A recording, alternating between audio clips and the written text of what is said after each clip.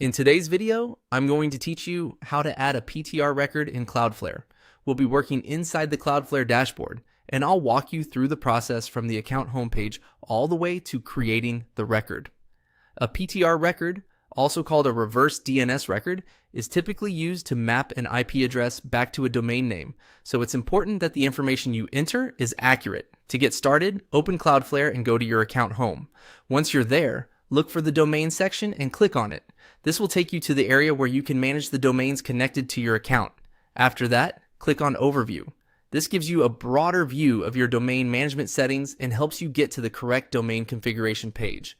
From there, select the domain you want to work with. Make sure you choose the correct one, especially if you manage multiple domains in the same account. Once you're inside the domain settings, click on DNS. This is where Cloudflare stores and manages your DNS configuration. Then click on Records to view the current DNS records for that domain. If you already have several entries here, take a moment to make sure you're editing the right place before creating anything new. Next, click Add Record. A new record form will appear. In that form, click on the current record type to open the drop-down menu. By default, Cloudflare may show another record type first, so you'll need to change it. From the drop-down, choose PTR. Now you can enter the record details. In the name field, type the name required for the PTR record. Be careful here, because this value needs to match the reverse DNS setup you intend to use.